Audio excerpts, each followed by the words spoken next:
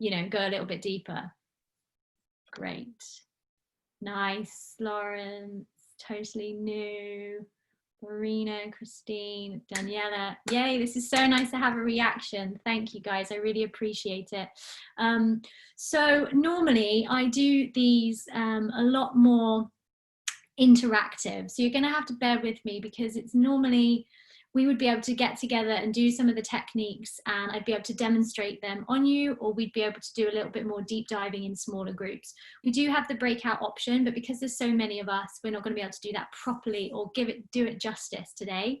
So it's going to be a little bit more of me talking than I'd like. So I hope that, you know, you don't end up kind of totally peeling off towards the end, but hopefully it'll be informative. All right, so everybody is in. I'm going to keep the chat open. I'm going to do about 10 to 15 minutes, hopefully 15 Q&A at the end. So any questions that you have during, feel free to pop them in the channel and in the chat, and I'll come to them at the end so I can get through the information and then we can go through them. So please just add them in when you can. All right, so let me share. Give me a moment.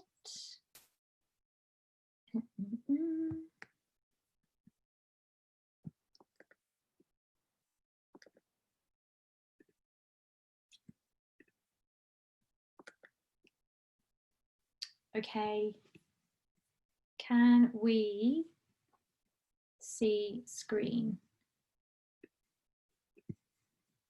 I can see Louisa. Can you give me a thumbs up if you can see? Yes, thank you so much. All right, so pen and paper, getting comfortable. This is me. Welcome. I'm Charlie Granger. I'm from Deep Tide. I set up my business to try to combine a combination of different therapies. So I'm a yoga teacher and NLP coach and also a mental health therapist. So it was important to me to provide and offer a more holistic offering and try and bring things together. I started doing my degree in neuroscience and psychology. I then moved in to do my master's in neuroscience, and then when I qualified, did a couple of jobs, as I'm sure everybody did, and then I decided to go down the mental health route. So I qualified in mental health therapy and yoga therapy. And then I tried to combine all of these in a kind of coaching offering. So that's me. Thanks for listening so far. Today, I'm super excited to share this with you. It is a shame that it can't be more interactive, but I'm still feeling confident that we're going to get something out of it. My aim is that I can share a little bit with you of what specifically neuro-linguistic programming, NLP, is. A little bit more of a kind of overview or a refresher for some of you about our brains, our pathways in our brains and our unconscious minds, and then how we can apply them and potentially have confidence to rewire them, or at least some of our negative potential pathways or things that we want to change. So how we can bring all of that together to achieve it. So the plan for today is going to be the brain and the map of the world. So the way we look at things, why language matters, what is NLP, the applications of NLP. We're going to give some techniques a go, and then a Q&A. So starting with the brain. This is where I get super excited. So I love this sort of stuff. And so any questions you've got on this at the end, please, let's have a discussion about it. So this crazy thing that is so hard to understand. We are so good at looking after all the physical aspects, and then we've got this mind that is just buzzing around. So going back to basics, I'm just going to chat. Just check the chat. How do I resize? Me too. I also cannot see the whole screen. So if you go to try view options, then try side by side something. And then it should allow you to extend the screen. That's what it does for me. If not, you can just have it on speaker view and be on presentation view. Yeah, not for me. Okay, hang on a second. All the edges are cut off. This is so classic presentation. I can see the presentation, but it's zoomed in. Okay, hang on, let's have a look.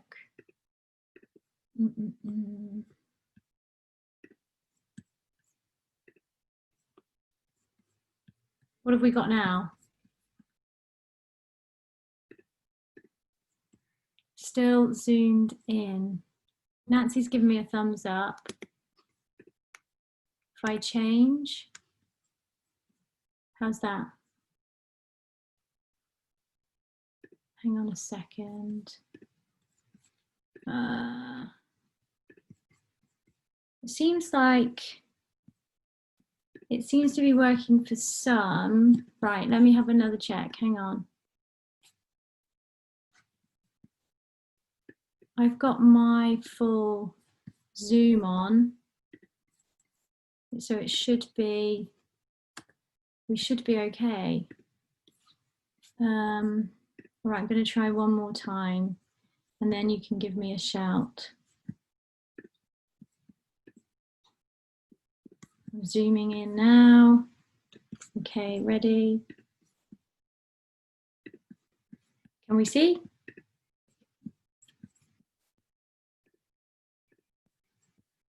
Yay! Thank you.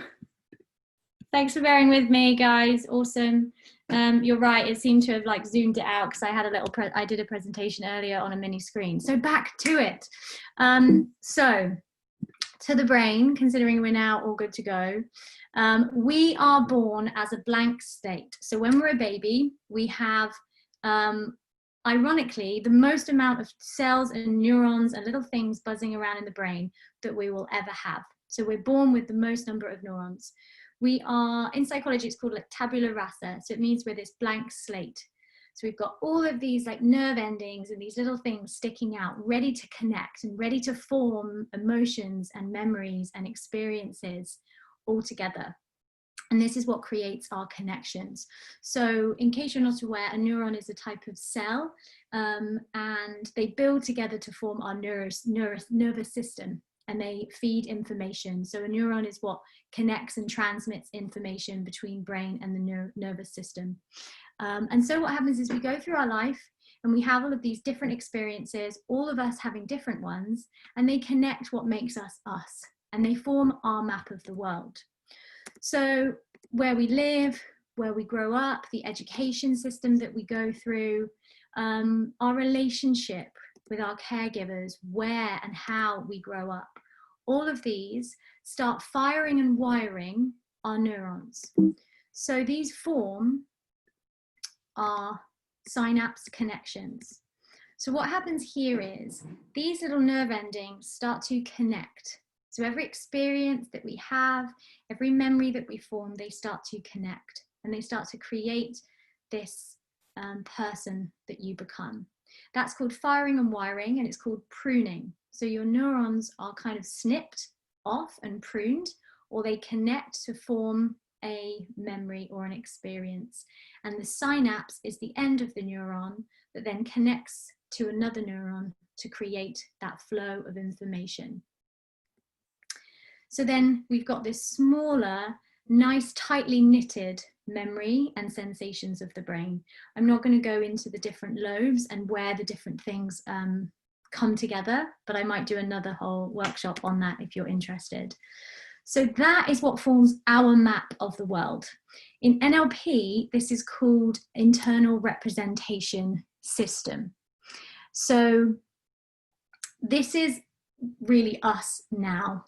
So something happens to us, we listen to this presentation, we do some yoga, whatever it might be, it's our external event.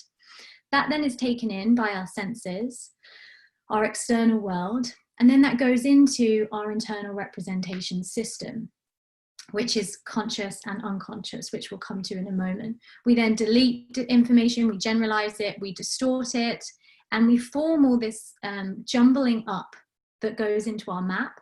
And then it feeds out our view of the world, the state, so the emotion, and then the physiology, the thing that happens in our body. You know, what do we really feel? And then that leads to our behavior. I just want to do one check that people can still hear everything. Great, we've got a yay. which is good. So this is our internal representation system. But most of what we process, so most of what comes in from that external event, all that stuff that's going on in that box is mainly unconscious processing. So we aren't conscious of what our internal representational system, or what our map of the world, or all those experiences and those synapse memory connections have created. We can only process about 40 bits of information, which seems like a lot, but it's actually only about less than 1%. So 99.9% of our processing is unconscious, and it relies on our unconscious biases and our automatic systems. So I'm just going to jump back. So you've got this internal representational system. So I want you to imagine this box is now this iceberg. I put this in because this is quite familiar for some people. Everything that's underneath the water is your unconscious. I'm not going to get into the whole Freudian ego, superego thing. That's slightly different, but a similar concept. What I want you to focus on at this part is where the real meat of who you are and the real meat of what gives you a mental resilience and how you show up as an individual, or how you show up to friends, tends to be coming from all these things that are underneath the surface. So our values, our beliefs, our fears, all of those kind of meatier topics are unconscious. And so we're just reacting without necessarily being fully aware of it, which can have a real challenge. Just checking everyone's okay, good. It's hard to do this without an assistant, but there you go, we're all human. And I don't have an assistant, as you can see. But yes, a lot of these things are going on unconscious, right? So we fill in the gaps of missing information. If we had more time, I wouldn't make such a big leap here, but I want to take a bit of a steep leap from this background, basic kind of neuroscience psychology stuff, and a little bit of a sort of sweeping view into the unconscious, then going into why language matters. Language being how we speak externally to people, but also how we speak internally to ourselves. So that's thought. So also how we think is also, when we're thinking, it's how we're speaking to ourselves. So why that matters is that's often a representation or a little snippet of what our unconscious is and how it's reacting. And the more we build an awareness and try to listen into that side of us, we're able to potentially rewire and change it. So our bad habits. So this is coming to the inner critic. So just again, a little link here. Understanding the unconscious mind and why language matters is we tend to be a little bit more negative to ourselves. Some people aren't, because they really built that strong, sturdy mental resilience. But we can form bad thinking habits, this inner critic, that then tends to also have an impact on how we react and respond to others. So we've all been there where we've been scrolling through Instagram or you know, whatever it might be, where you're looking and seeing somebody else's life and you just think, you know, they're on holiday looking amazing, what, you know, have they got a professional photographer with them? And you find yourself then berating yourself and falling into either a negative body image, or that you're not good enough to get that job, or you're not good enough to be with that person. And we can find ourselves doing this. We can find ourselves passing on our negative thoughts and then transitioning them onto others. You know, my boss always has it in for me, or you know, my mother-in-law always does that because she purposely wants to wind me up. We allow other people's actions and our own actions to have this negative loop back on ourselves. I love this one. This is where we believe that we've got bad luck. It's just out to get us. And you know what? Life is a navigation, and it's really freaking hard. And there's some really challenging things that I bet everybody on here has also gone through. And it really teaches us, and it really puts us through our paces. And you think, how can I find that mental resilience with all of these things that have gone on? But we have the power to dig a little bit deeper and rewire some of the stuff that we think, that will then help us in that next really difficult time where we just need to survive. We just need to be able to get up in the morning. If we can find a way to deal with some of our bad thinking habits. So I tend to bracket these into 3 categories, or they have been also by other people put into these 3 categories: unhealthy beliefs about ourselves, unhealthy beliefs about others, and unhealthy beliefs about the world.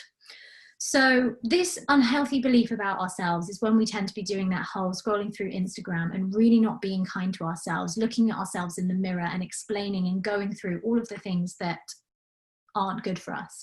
This is another experience. So what I'm trying to do here is loop it back to our unconscious. This is an experience that you're allowing yourself to feel, and you're allowing yourself to remember.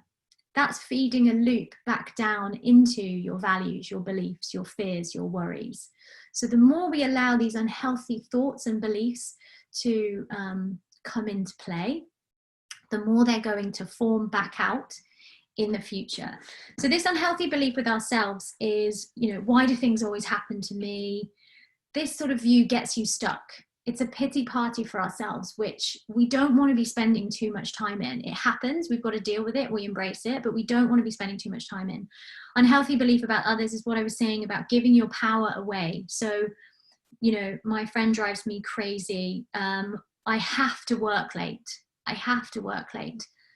We strongly believe these things to be true. These things that we say, we strongly believe to be true.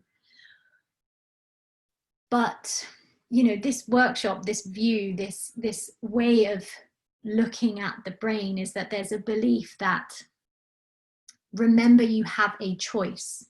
So everything we do, we have a choice over. Somebody else's actions doesn't dictate our life. We control the way that we react and we think to a situation. And if what somebody else does is fundamentally wrong, against your values, it's not fair, you are bound to obviously feel something about that. We are human. But you still have the power to react in a way that isn't right for them. Maybe you want to strengthen your relationships. Maybe one of the reasons why you wanted to listen to this was to strengthen your relationship. So you do actually care about how you come across. But it might not be that.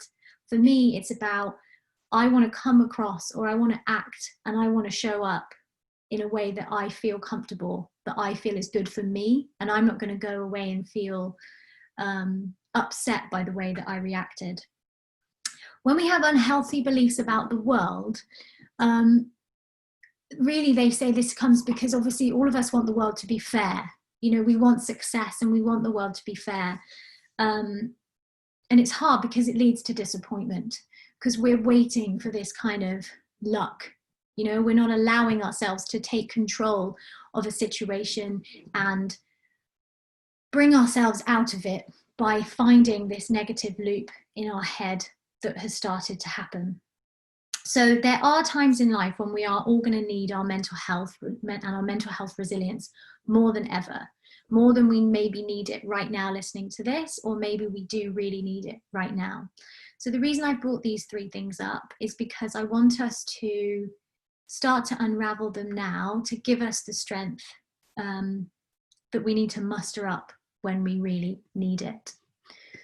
So there's something I want to share about myself, but before we do, I want to just take a little stop check for a minute. And this seems like a sort of odd thing to do, but I bet a lot of you on here, especially if you've connected because of your connection to more yoga, you will do some form of yoga or mental health facilitation to create positive mental health, or meditation. Now, these are amazing because then we're forming really, really good habits. But there's another way of creating a better positive mental health, which is actually removing bad thinking mental health habits. So what I'd like you to do pen and paper or on your phone. I want you to just take a few moments, and I want you to think about maybe the last time that you caught yourself, so you're going to have to think back, and you found yourself having an unhealthy thought or a strong belief, you believed it, about yourself. I'm not good enough, or I don't look like this and that. I want you to take a moment, bring it to your awareness and write it down. And you can do one for each of them, or you can just pick one for the moment. Just going to give you a few moments on that.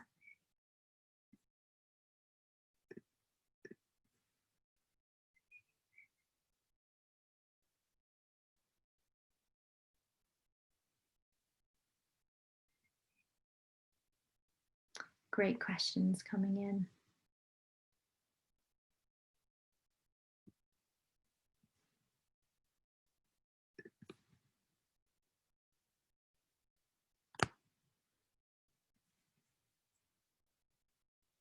Sometimes it can help if you want to, you can close your eyes and just think back to a particular time. An unhealthy belief about another is where somebody has done something that it really affected you and the way you reacted, and you wish you hadn't reacted that way. And I want you to have a think about that view that you had about that person, or a time where you felt like you had been really hard done by the world. So luck, something that fell in your way.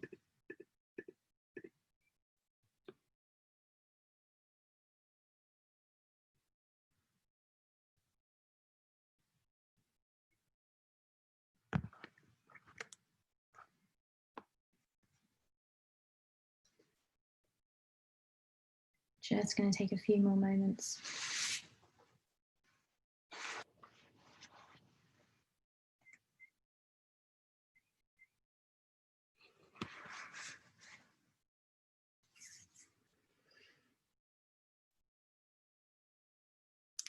So those of you that practice journaling or gratitude practices, it's a similar concept in that you're bringing it into your awareness. So based on the couple of the first few slides, we talked about the unconscious mind. So we need to bring them out of our unconscious mind and try to remind ourselves of some of these kind of potential bad habits or unhealthy thinking patterns that we have. And you might not have an internal dialogue, or you might not have a memory of certain things. I certainly struggle with that, but I tend to find I can remember certain people or things I think about myself, and that can bring me back to some of the internal dialogues that I've had.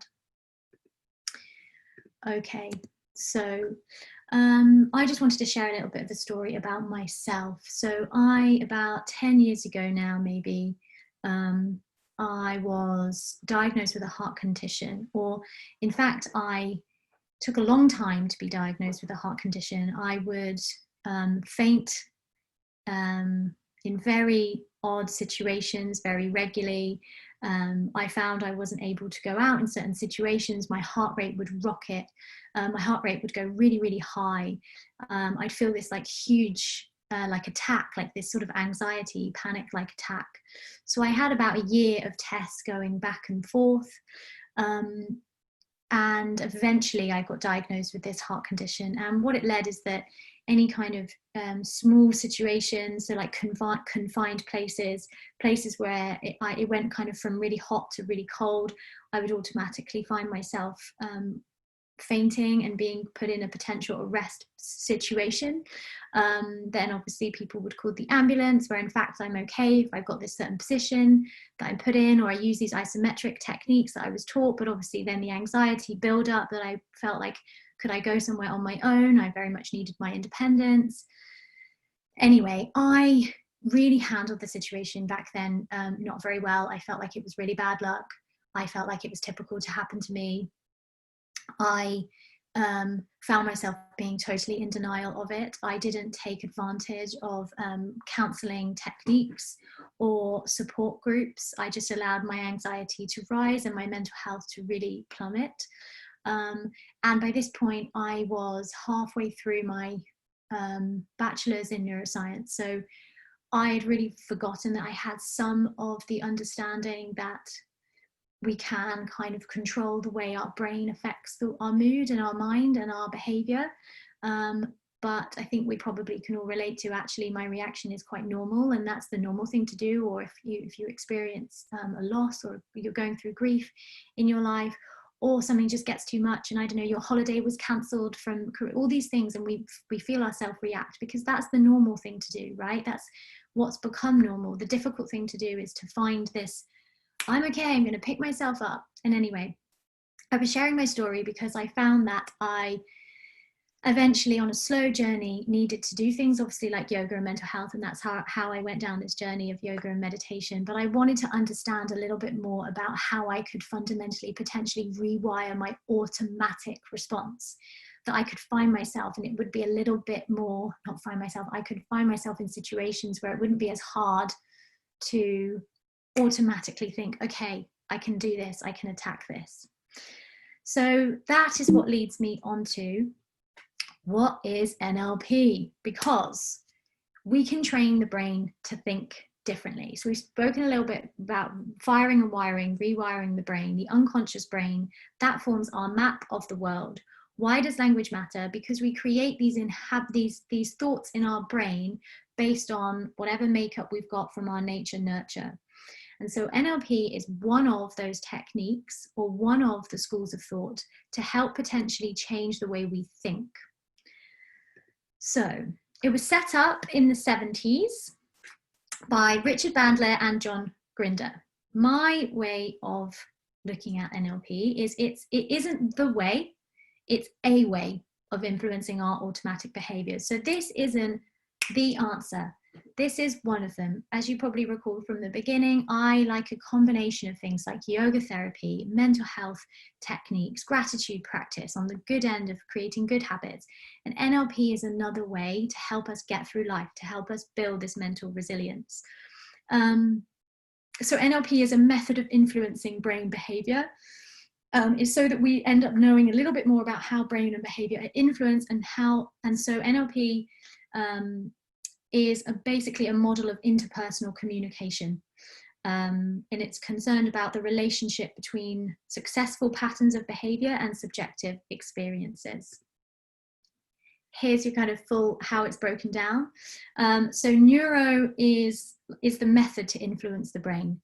It's the nervous system. That's the bit that we're trying to manipulate. Language, so linguistic, that's the use of language. So self-talk, inner talk, actually physically saying it out loud. That's how we are using language. And programming is stimulus. So that's because there tends to be a stimulus. That's the person or ourself or the world or whatever situation you tend to be in that causes a reaction from you, either to yourself in your head or out through language. And then the brain is what's functioning those two things. I might have done that bit really badly, so we can come back to that bit if I've not explained the full kind of connection of the neuro-linguistic and the programming. It evolved through, they were really interested in studying psychotherapy. So some of you might know this, some of you might not. I found this quite interesting when I first got into NLP. They basically found two therapists, I think one was in psychotherapy and one was in another form of therapy. And they studied these therapists that were really good, known to be really good at their job, apparently based on their intuition. And what Bandler and Grinder believed is that what was seen to be their intuition, they noticed a pattern. And so what they did is they essentially worked out and wrote out the pattern that they were using, the techniques that these therapists were using to create a method known as NLP, Neuro-linguistic programming. They then combined that a few years later with Milton Erickson, who is the long-term hypnotist. So NLP has a lot of hypnotherapy in it. You can totally use it without hypnotherapy, but it did draw on some of the principles of it. So those two things combined is what created NLP. One of the key differences of NLP to traditional therapies is NLP tends to focus on the outcomes. So the outcome that somebody wants to achieve. Other therapies, a lot of which I practice and provide to people one-to-one, are focusing more on a problem or something that has happened and digging deep and really bringing that to the surface and expressing that, and that can just be enough. But NLP is focusing on the outcome. So what do you want to be able to achieve? How do you want to be able to act? And then they try and change it that way. Here are some principles, if that was interesting. I put this in. People are not their behaviour. People already possess everything that they need. I thought the yoga teachers among us, or those that practice yoga, this is, you know, coming back to the sutras and this belief in yoga that everything that we already have is inside of us. You know, you are enough, we are enough, I am enough, whatever it is. This is the same view. We already have everything we need, the tools inside. We just have to unlock them in some way. You are in charge of your mind, finding that empowerment. So how can it be applied?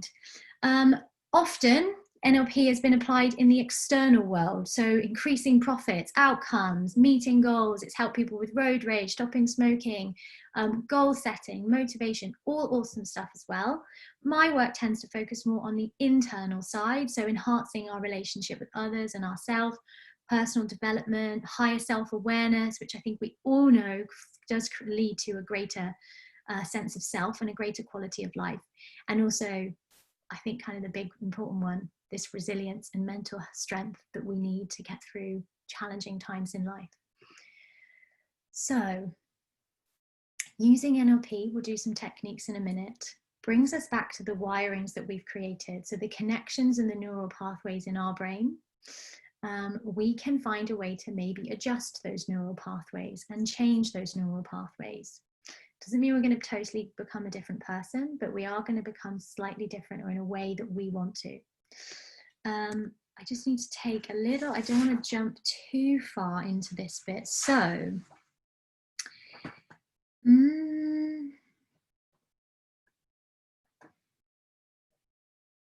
NLP can allow you to create a greater sense of kindness in yourself, and it can create a way to bring good habits into your life. It brings you more choice. It reminds you that you have a choice of what you do and how we act. And sometimes we can get in situations where we forget that. So it's about creating a set of tricks, really, to add to your toolkit, to draw on. You know, you'll have the journaling and the yoga and the gratitude practice as well. And you add this one essentially to your toolkit to draw on and to practice and to bring into your life and to make part of your routine. So I wanted to do a slight, this isn't part of NLP, this is something I use from other work that I did before NLP. And this is called the cycle of transformation. And this, I just wanted to make the point of just focus on the first two. So when I asked you to write down an unhealthy potential bad habit or bad thought that you had about yourself, others, and the world, this is the awareness side. So it's the same when you bring yourself into the present moment through yoga or through gratitude practice. We need to bring things up to the top of the surface, a little bit, dig deeper out of the unconscious, find a way to bring them into the conscious, to allow ourselves to see how we express ourselves and what behavior that comes out in through the expression. And then NLP is working on that little loop. So that arrow between the awareness and the expression, and sort of sitting right also to the side of expression. And by using one of the techniques or some of the techniques from NLP, you can help use those two to feed back into a more positive type of expression. So before we do the techniques, slowing down a little bit. This is just to make a point of remembering that it is possible to change some of the ways you think. So I think we've probably all been in that position where, or especially if you've ever done some form of training or you just came to it through years of realization, when people say, you know, you will never change your spouse. I've tried. No, you will never change your spouse, or you will never change somebody. Or someone will say, oh, you'll never change. So, you know, controversial. Yes, you can't change somebody else, but I do believe we can change ourselves. And you know what? Maybe we don't want to change who we are deep down. We're still going to be who we are based on those thousands of, you know, years of experiences from our parents, from our schooling, from, you know, the things that we've ended up learning to love. But we do have the power, based on, if we, you know, try to change some things if we want to. And so the reason I put this in is, you know, Einstein said, whether you can see it here, insanity is doing the same thing and expecting different results. Bandler, so one of the NLP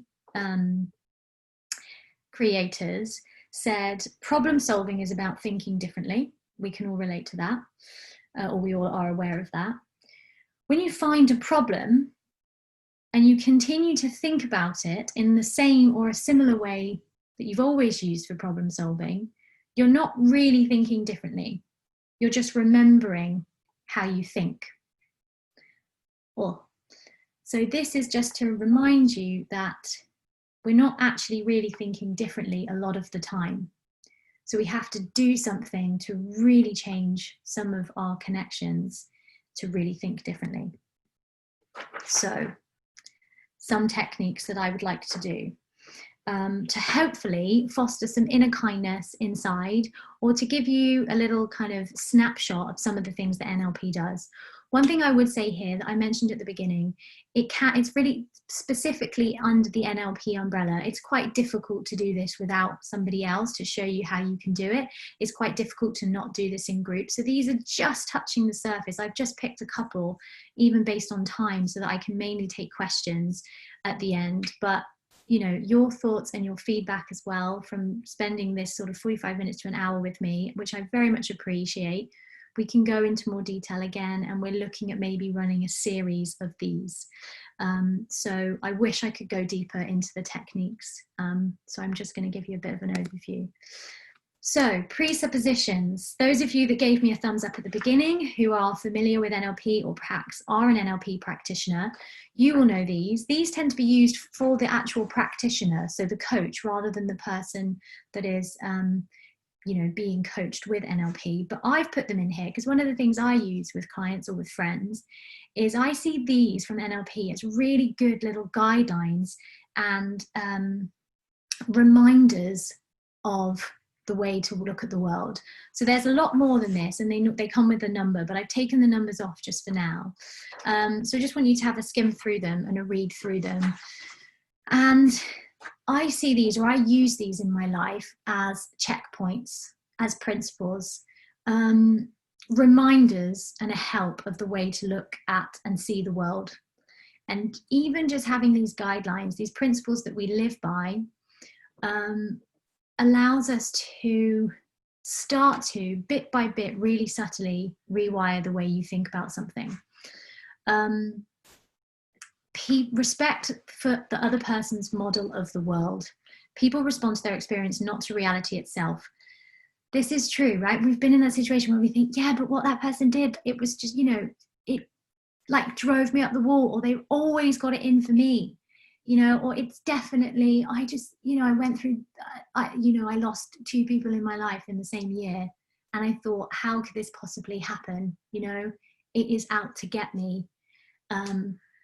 But I've, you know, had to think, but then I've had another, and I'm still, you know, young and just sort of starting my life with a family. And I've got to think I've still got time to look at this in a different way. And I'm anyone on here that knows me knows I'm normally very good at just saying, no, we've got to deal with when it's not okay. And I like it when we just embrace what the situation is. And I'm not just, you know, let's focus on the positive. But I do believe in sometimes reminding myself to think like that, because it will get me into a positive state of mind. So these are your guidelines. Above the line, this is a little snippet into reframing. I'm not going to use the 6-step reframing. I want to do another little thing that I found helpful to do, because I can just do it every couple of weeks, or when I find myself getting a little bit affected by the way somebody is being and it's affecting the way I feel. This can be helpful. So this from NLP is called above the line, below the line. So we tend to hear this in others. You can actually use this on others around you to help out if you need to. But we hear when people say, oh, well, that's just because of this, this, and this. Or that's because of so-and-so, that wasn't because of me. You know, blame, excuses, denial, all of that aspect. That's where I felt when I first got my diagnosis. Ownership, accountability, and responsibility. Ideally, this is where we want to live our life. This is where we want to be, above the line. And we want to find a way to reframe situations into this space. So what I'd like you to do is I'd like you to take one of the things that you wrote down. So one of the experiences where you found yourself being quite affected by something where you were berating yourself, so to yourself, others, or the world. So where you felt like you had bad luck, or where you felt like your mother-in-law or your boss was out to get you. I want you to just take a moment. You don't have to write it down. You can just maybe think, but ideally you would write it down. So this is part of the NLP technique. You would actually say this with me if we were doing this one-to-one. I want you to think about if you can see it in a different way above the line. So what could you take responsibility for from that situation? Is there a better way or another reason for what happened? So did your boss act in that way because of something else? Could you look at it in a different way? Do you feel like you had a choice over your reaction? So your reaction, perhaps you wrote it down because you wanted to, or potentially wished you had the capabilities to potentially act in a different way, not because the other person deserved it, but because you wanted to act in a different way, because you wanted to feel empowered. So just have a think, maybe write them down. Is there a way you could have owned the situation internally? Could you have seen possibilities, different potential avenues of ways at looking? So just leaving this on for a moment to have a look. Maybe you want to take a picture of it. I really like this when I find myself going, no, Charlie, I'm not just walking around talking to myself all the time, but I do find myself, I do find myself really spiraling into below the line and blaming myself for everything, and I'm not good enough. And so I remind myself to come back above the line. So when things start to go wrong, you can search for what is good about the situation, and you can give that the most attention. You can look for how you can use the situation rather than be a victim of it. It's very hard, but it's what's going to give you that mental resilience and that mental memory for when things get a little bit tough again. Okay, so anchoring or value elicitation, because we're going to run out of time. I'm just going to quickly go through this one because I find this really nice to do, and then we'll go into Q&A. Values. Probably familiar, similar to Maslow's hierarchy of needs. Our environments tend to change the way we behave. We behave differently at work, we behave differently on here, we behave differently at home, with our kids, with our family, all of that sort of stuff. That impacts our behavior. Over time, that when we learn certain types of behavior and we do them for a long period of time, that creates capabilities. So our skills and our ability to always act in a certain way. Then we have our beliefs and our values that moves into our identity, who we are, our purpose, what we feel like we're trying to serve. Excuse me. Imagine this is the iceberg the other way. So our drivers and the real deep-rooted stuff is the values and the beliefs. They are far down, but they are the drivers. They are the things that tend to make us tick, and they make us who we are. And we really need to bring our focus back into them. Oh, this was meant to come up one by one, but here it is. So I would like you to quickly do this so that we don't run out of time. I'm going to talk you through it for a minute so that you don't see it all at once. But I do this every 3 months because things change in my life, especially now, where we need to reset and remind ourselves. So I want you to write down on your piece of paper, what is important to you in life? Write some words down. One word values. What is important to you in life? What gives you a sense of purpose?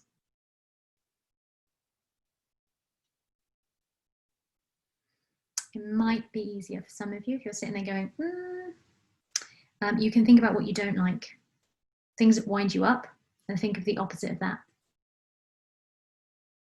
Bad manners, rudeness, maybe respect is something that's really important to you.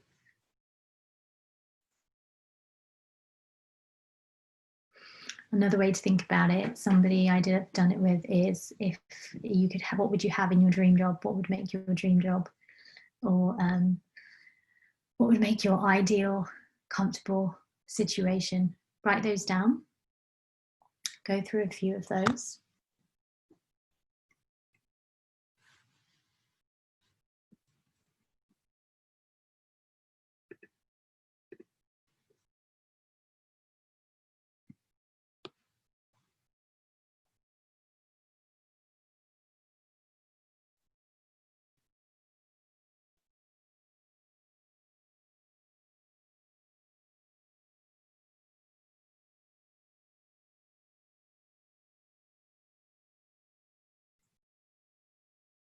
if you feel like you have got them all, I want you to look at your list and say, if you could have everything on that list, what would be missing? If you got everything on that list and it would be really awesome, what else could you have? I'm going to give you 30 to 45 more seconds.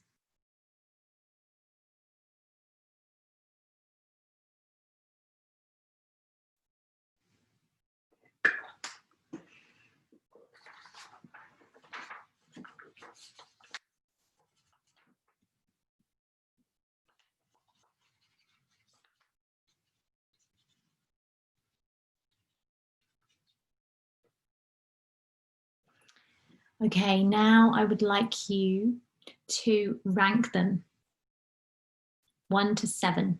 So if you've got more than 7, hopefully, I want you to pick your top 7.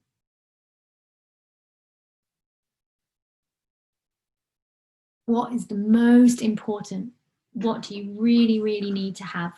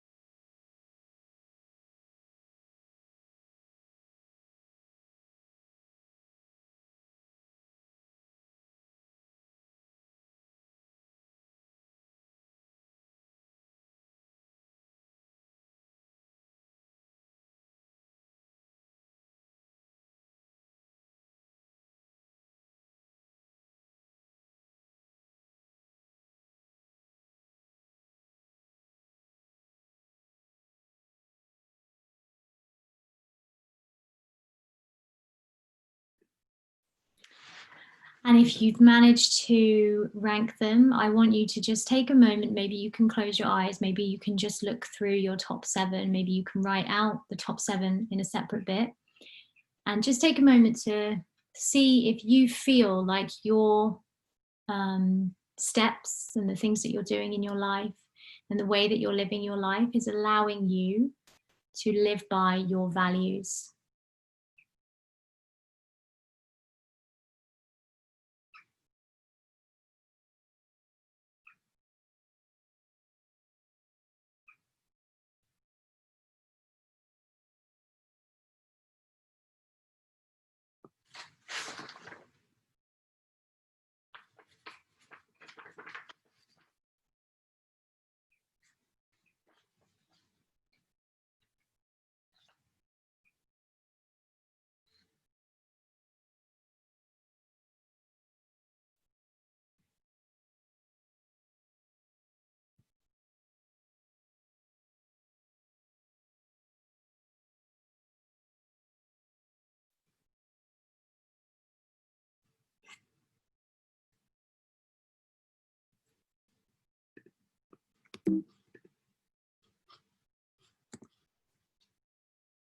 Okay, so I would love to have had a little bit more time to have gone through some more detail of these exercises.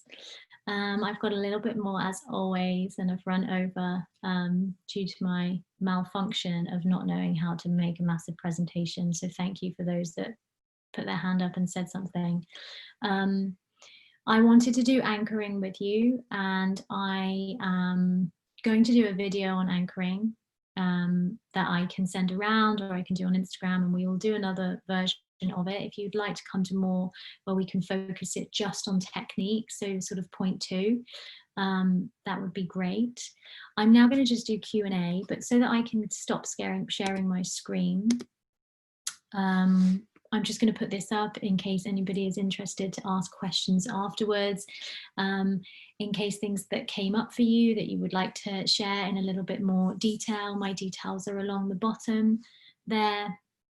And those are the things that I do. So mental health therapy is my biggest area. In fact, I do NLP coaching, but I tend to move it more into a holistic approach where I use yoga therapy and mental health practices as well. You guys, even though I couldn't hear you, it's been wonderful to be able to have this community and listen in. I am going to stop sharing and answer some questions. So thank you all. So let's have a look. Please put your questions in if you have them. So I'm going to go through. We have I might actually need a bit of follow-up on this one from Daniela, which is a great question. But is that processing capacity the same with everyone? Do variations in IQ relate to a higher processing capacity or a faster one? What is this bit referring to? If you want to come off mute, then you're more than welcome to. If you want to write it, you can also do that.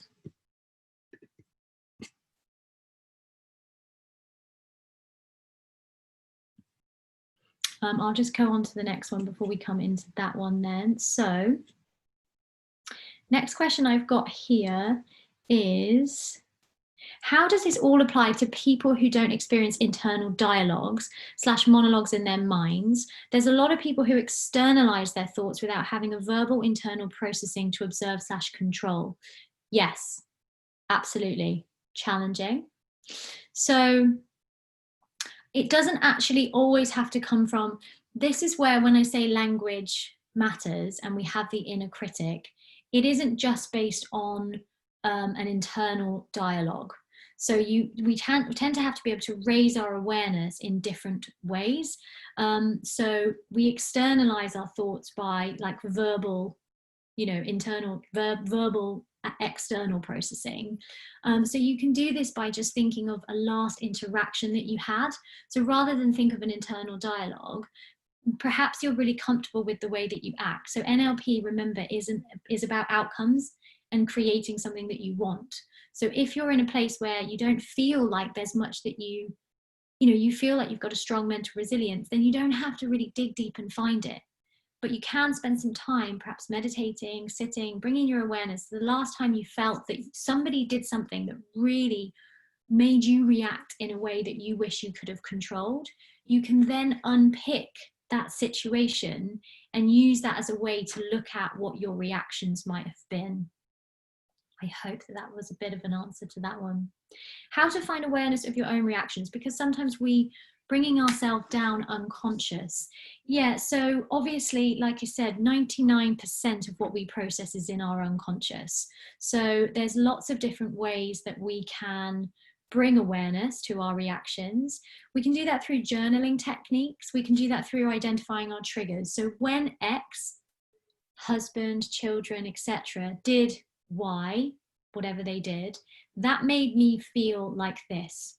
So you can use a varying relation. There's loads of different techniques from different therapies that we can go through, or you can contact me separately, where you can bring awareness to your reactions. Because I agree, it's very hard for us to notice our own reactions. And you can do that through journaling. You can do that through feedback, asking people. That's what I tended to start with, is how do I come across with people that you trust, that you feel are going to give you an honest answer, or just using a more open approach from here on out, looking out for things that tended to like throw you off balance a little bit. Great one, Natasha. How does NLP differ from cognitive behavioral therapy? Nice to hear and see from you. Good question. So CBT deals with and helps people change their reaction to problems in the moment. So problems that have occurred.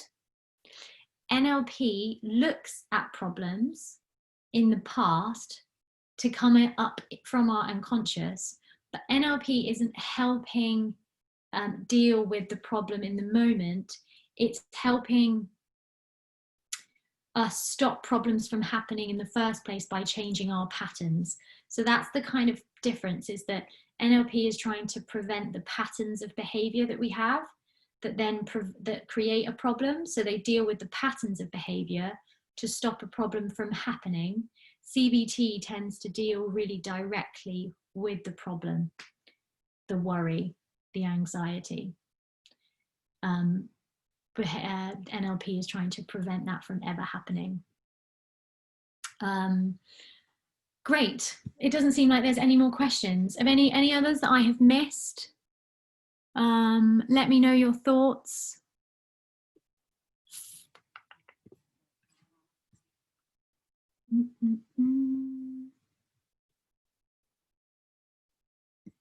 I think that's it. So thank you. Like I said, I am Charlie Granger from Deep Tide. My details were on that page, so if you want them, find me, email me, please. Thank you so much for listening. It was wonderful to practice with you. Please give feedback of things that you would like to know more of or less of. It's a huge topic. It's difficult to do online, but it's wonderful to do online, and I love doing it with you all. So I hope you got something out of it, and apologies that we couldn't do more techniques because they're great. Thank you all. Oh, I might do some further reading as well. If anyone, not further reading, that sounds like homework, but like, you know, people like follow-up books, don't they? So I will do that. Hopefully see you all at a yoga class or a yoga therapy class.